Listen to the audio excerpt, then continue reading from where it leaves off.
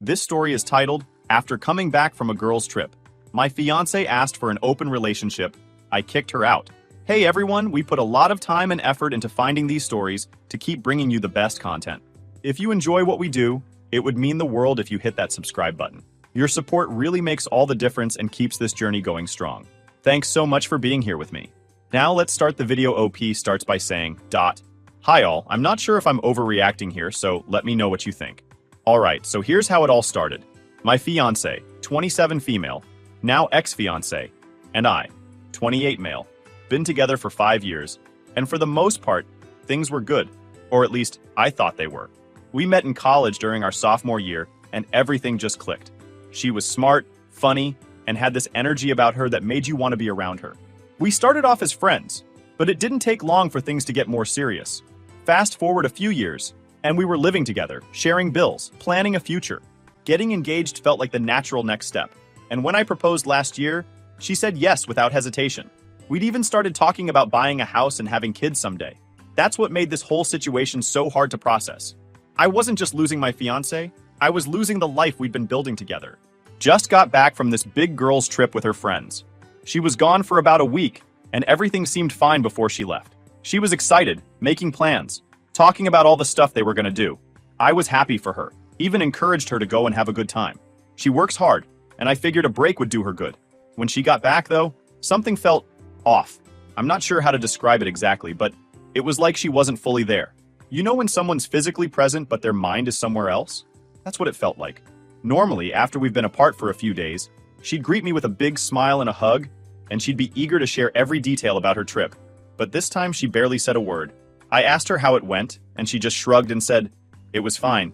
Then she walked past me and went straight to the bedroom, leaving her suitcase by the door. I ignored it, thinking maybe she was just tired. But even that night, when we were eating dinner, she barely touched her food and spent most of the time scrolling on her phone. It wasn't like her at all. Over the next couple of days, though, her behavior got weirder. She was on her phone a lot, like constantly. She'd never been the type to obsess over her phone before. So that stood out to me. Then there was the way she started acting around me. She'd avoid eye contact, seemed distracted when we talked, and even the physical affection just wasn't there. I'm not saying we were all over each other 24/7, but we were always pretty affectionate. Suddenly, it was like there was this invisible wall between us. I couldn't shake the feeling that something was up. I decided to give her some space, thinking maybe she'd snap out of it. Relationships aren't perfect, and I figured if I backed off a bit, she'd open up when she was ready. But that was not what happened. Instead, the distance between us only got worse. So I tried bringing it up one night after dinner, asking if something was bothering her, or if there was something on her mind. She didn't bother, saying everything was fine, and that I was overthinking things. But her tone? It didn't match her words. It was like she was trying to convince herself more than me. I let it go, but deep down, I knew something wasn't right.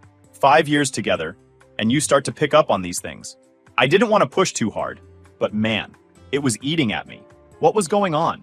Why was she acting like this? A few more days passed, and I started to notice patterns. She'd get texts late at night and would flip her phone over when I walked into the room. I'm not the kind of guy who snoops or accuses without proof, but this wasn't normal. I thought about confronting her, but I didn't want to come across as paranoid. Instead, I tried to focus on work and keep myself busy. I figured if there was something going on, she'd eventually tell me. Boy, was I in for a surprise. Looking back now, I think I knew something big was coming, but I just didn't know what. One night, she came home from work and said she wanted to talk. My heart sank immediately because, let's be real, nothing good ever starts with, "We need to talk." I sat down, trying to play it cool, but my mind was racing. What could it be? Did I do something wrong? So there we were, sitting on the couch. I could feel the tension in the air. She was fidgeting, playing with her hands, and avoiding eye contact. That's when she hit me with it. "I've been thinking a lot about our relationship lately," she said, her voice calm but a little too careful. I raised an eyebrow. "Okay, thinking about what exactly?" "Just, how we could make it better," she said, finally looking up at me. "Better?" I asked, leaning back. "What's wrong with it now?" She hesitated for a moment, biting her lip. "Nothing's wrong," she said quickly. "I mean, things are great. But when I was on the trip, some of the girls opened up about their relationships. They talked about how happy they are because they found ways to give each other more freedom and trust." I blinked, trying to process what she was saying. "Freedom and trust?" I repeated, confused.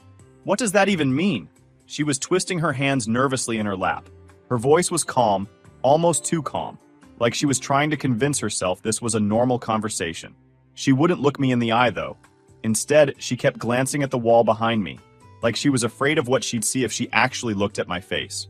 It was the way she said it, too. So rehearsed, like she'd practiced the speech in her head a dozen times before saying it out loud. That made it feel even worse, like this wasn't some spur-of-the-moment thought. She'd been planning this. She took a deep breath, like she was bracing herself for something big, and then she said it. I think we should try an open relationship. I swear my brain short-circuited for a second. I just stared at her, trying to process what she'd just said. Wait, what? I finally managed to get out, my voice louder than I intended. She looked at me, her face dead serious. I've been thinking about it for a while now, she said, her words deliberate, like she was trying to convince both of us. I think it could be good for us. I just sat there, staring at her, trying to process. An open relationship? Are you serious right now? Yes, she said, her tone calm but firm. It's not as crazy as it sounds. A lot of people are doing it, and it works for them. It's about trust and being honest with each other. Trust? My voice rising. How does bringing other people into our relationship have anything to do with trust? Where is this even coming from? She sighed, running a hand through her hair. Look, I know it's a lot to take in, but I talked to some of the girls on the trip, and they shared their experiences. They're happier now. They said it's brought them closer to their partners. I shook my head, completely floored. And you thought, what? That I'd just jump on board with this? That I'd be okay with it? Her face softened, like she was trying to be patient. I didn't say you had to decide right away. I just think it's something we should consider. We've been together for so long, and I want to make sure we're still growing, not getting stuck. I tried to catch myself feeling a knot tighten in my chest. So now you think we're stuck? After 5 years together? You think the solution is, what? Sleeping with other people? She flinched at my words but didn't back down. It's not just about that. It's about exploring who we are as individuals while still being together. It doesn't mean I don't love you. Meanwhile, I'm sitting there feeling miserable. I couldn't believe what I was hearing. 5 years. 5 damn years of building a life together, and now she wanted to throw it all like this? We'd never even talked about open relationships before. It wasn't part of who we were or what we wanted, at least as far as I knew. I asked her where this was coming from. Was she unhappy? Did she feel like something was missing in our relationship? She said no, she loved me and our relationship was great. She just thought this could be a way to make it even better. That didn't make any sense to me. If things were great, why would she want to mess with them? I told her that, and her response was, it's not messing with it. It's evolving it. I'm not gonna lie, that pissed me off. Evolving? This isn't a Pokemon. This is our relationship. I leaned forward, narrowing my eyes. Is this about someone specific? Did you meet someone on the trip? Her head snapped up and she looked almost offended. What? Oh, of course not, she said quickly, shaking her head. You're sure? I pressed, studying her face. Because this is coming out of nowhere, and it's starting to feel like there's more to this than what you're saying. I swear, she said, her voice a little higher than usual. There's no one else. I didn't meet anyone, and this isn't about that. It's something I've been thinking about, that's all. I leaned back, crossing my arms. You swear there's no one else? I repeated, watching her carefully. She nodded, her expression tight. Yes, I swear. This isn't about anyone else. It's about us. I told her I needed time to think. I didn't even know what to say at that moment. I went into the bedroom and just sat there for a while, staring at the wall. My thoughts were all over the place. Was this real? Was she serious? Did I even know her anymore? After about an hour, I came back out. She was still sitting on the couch, scrolling through her phone like nothing had happened. I stood there for a second, then said, I can't do this. She finally looked up at me, her face calm. What do you mean? I mean, I can't do an open relationship. I'm not interested, and I don't think I ever will be, I said, my voice steady. She set her phone down on the coffee table and crossed her arms. Well, she said slowly, maybe we should take some time to figure out if we're still on the same page about what we want. That was it for me. I stared at her, trying to process how she could be so casual about this. 5 years, I said, my voice shaking slightly. We've been together for 5 years, and this is what you have to say? Like it's no big deal? Her face changed then, like she was starting to realize how serious I was. I didn't mean it like that, she said quickly. I just think we need to talk about what we want for the future. There's nothing to talk about, I said firmly. If you want an open relationship, then you're not the person I thought you were. And I'm not going to sit here while you dismantle everything we've built just because your friends got into your head. She sat there, stunned for a moment. You're seriously kicking me out over this? She asked, her voice breaking. Yes, I said, staring her down. Pack your things and leave. Her eyes filled with tears, and she started crying. I didn't mean for it to go like this, she sobbed. I just wanted to have a conversation about it. That's all. I didn't mean to hurt you. There's nothing left to say, I told her. This isn't a conversation I ever wanted to have. I can't do this, and I won't. She wiped at her face, sniffling as she got up and headed to the bedroom to pack a bag. I didn't follow her or say anything else. A few minutes later, she came out, her bag slung over her shoulder, and stopped at the door. Is this really it? She asked softly. It is, I said, not looking at her. She hesitated, then opened the door and walked out. I sat down on the couch, staring at the empty space where her things used to be, and felt like my whole world had just imploded. I kept asking myself how we had gotten to this point, but no matter how many times I replayed it in my head, I couldn't find an answer that made sense. That was the beginning of the end. The night she left, the apartment felt so empty. Her things were still here. Her clothes, her toiletries, all the little knickknacks she liked to scatter around. But she was gone, and it hit me hard. 5 years of being together, building a life, planning a future, and in one conversation, it all just crumbled. The next morning, my phone wouldn't stop buzzing. I groggily grabbed it off the nightstand, and her name was everywhere. Texts, missed calls, voicemails. I sighed, scrolling through the messages. Please, can we just talk? One text read. Another one said, I'm so sorry. I didn't mean to hurt you. I just want to explain. The voicemails were more of the same when I played a snippet of one. Hey, I know you're mad, and you have every right to be. But please, just give me a chance to talk to you. I need to explain. I can't lose you like this. Then, her friends started calling me. Apparently, they'd gotten wind of what happened, and they were all tripping over themselves to apologize. They claimed it was their fault, that they'd been hyping up the idea of open relationships during the trip, and she just got carried away. One of them even said, we didn't think she'd actually bring it up to you. Like that made it better. I told them to get away with it and back off. I wasn't interested in hearing excuses or justifications from her friends. What pissed me off the most was that she let them influence her like that. If she was so easily swayed by her friends, what else could they talk her into? My family was furious when I told them. My mom kept saying, you dodged a bullet. My dad, who doesn't usually get involved in my personal life, said I did the right thing by standing my ground. That support meant a lot because I was already second-guessing myself. Her family, on the other hand, was a different story. Her mom called me saying I should give her another chance and that she was just confused. Her dad tried to guilt me saying, you're throwing away a beautiful relationship over a misunderstanding. Misunderstanding? She asked to sleep with other people, bluntly. How is that a misunderstanding? The worst part, though, was some of our mutual friends. A couple of them tried to make me feel like I'd overreacted. One even said, she was just being honest about what she wants. Isn't that a good thing? Yeah, honesty is great, but there's a difference between being honest and blindsiding your fiancé with something that completely goes against everything you've built together. One friend, let's call him Dave, really got under my skin. He kept telling me I was being old-fashioned and that I needed to be more open-minded. He even said, it's 2024, man. Relationships aren't black and white anymore. I couldn't believe he was defending her, especially since he'd seen what I was going through. Then there was Anna, one of her closer friends, who let it slip that my ex had been talking about the idea of an open relationship before the trip. It seems that she'd brought it up as a joke during a group hangout a few months ago, and everyone just laughed it off. That made me feel even worse, like I'd been left in the dark while she'd been testing the waters for a while now. I spent the next few days trying to figure out what to do. She kept calling and texting, begging me to meet her and talk things through. Part of me wanted to hear her out, but the other part of me was still so angry and hurt. How do you come back from something like this? How do you trust someone who can so casually throw a grenade into your relationship? For a few days, I felt stuck in this weird limbo. On one hand, I didn't want to see her or hear her excuses. On the other hand, the idea of not getting any answers was eating away at me. What if there was more to the story? What if she'd been lying about everything, even before the open relationship thing? I remember pacing back and forth in my living room one night, going over it in my head.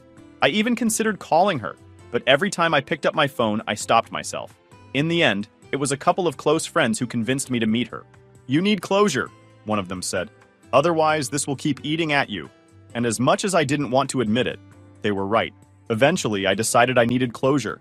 I agreed to meet her, mostly because I wanted to see if she'd come clean about what was really going on. Something was telling me there was more to the story, and I needed answers. We set up a time to meet at a cafe.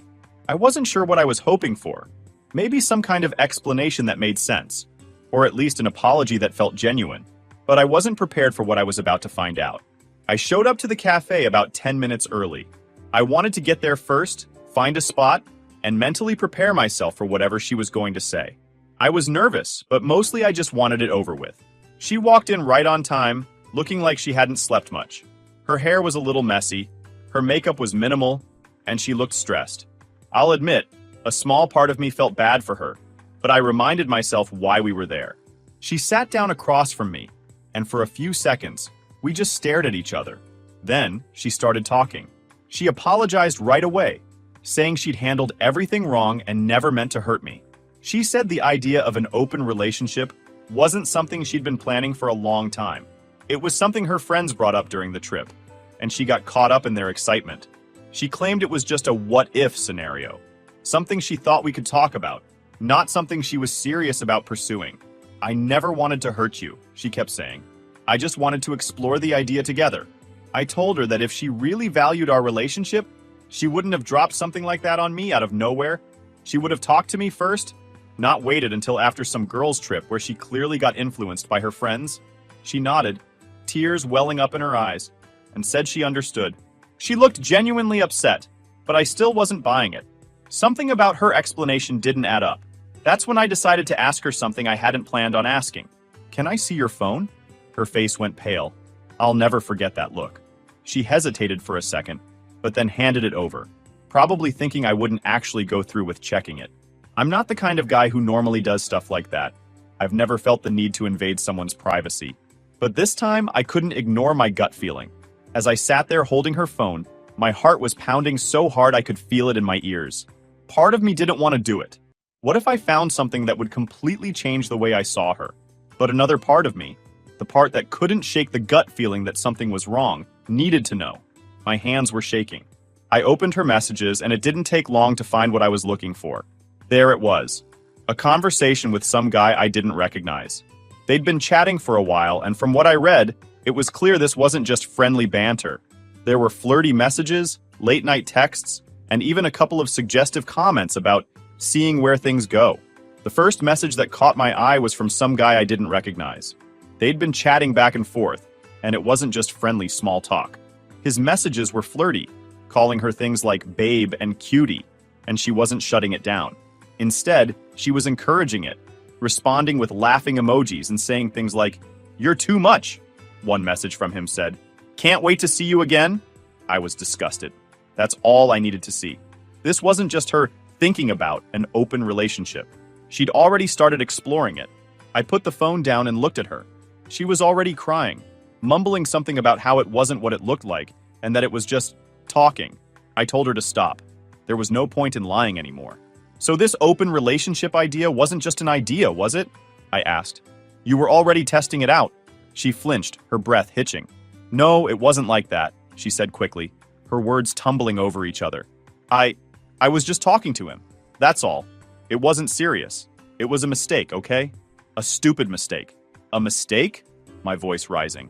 "You were talking to him, flirting with him, making plans with him, and you expect me to believe it was just a mistake?" "It was!" she cried. "I didn't mean for it to go anywhere. I was just curious. I love you, and I don't want to lose you." I looked at her, full of anger. "You already lost me," I said flatly.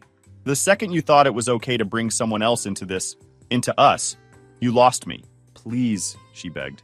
"Please don't end this over one stupid mistake. I'll do anything to fix this." I stood there for a moment, watching her break down, but the anger in my chest didn't fade. "You made your choice," I said quietly, "and I'm making mine. We're done." I stayed calm because we were in public, but inside I was furious. The fact that she even entertained the idea while we were engaged was enough for me to walk away. She kept apologizing, but I didn't want to hear it.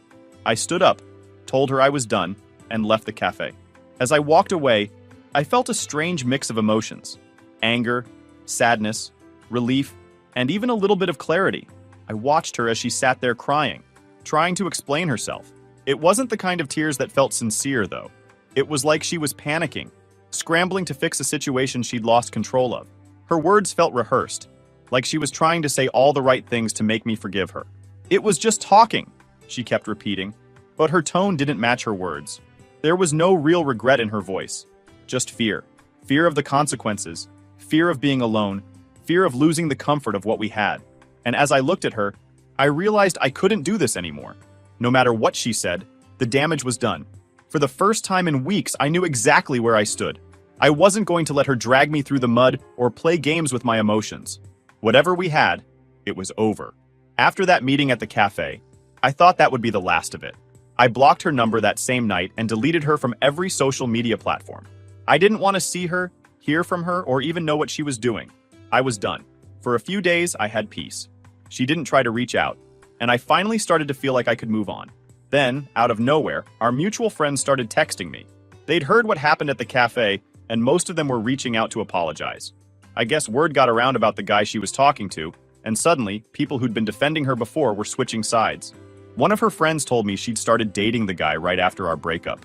I wasn't surprised. It was obvious at this point that she'd been lining him up in the background.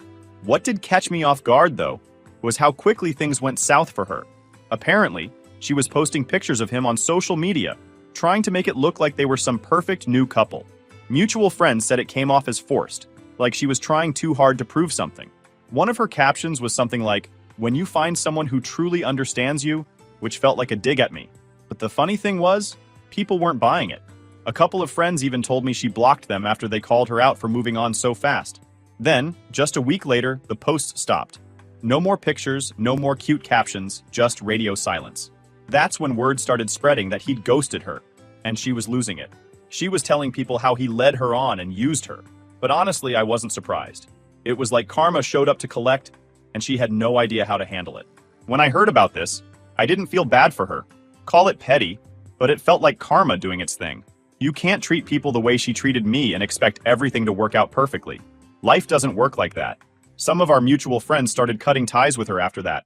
They said she'd been acting toxic, spreading lies about me, and playing the victim. She was telling people I was manipulative and didn't value her, which was complete BS. Luckily, most of our friends saw through it, especially when they found out she'd hooked up with someone else literally the day after our breakup. It's wild how quickly people turn when the truth comes out.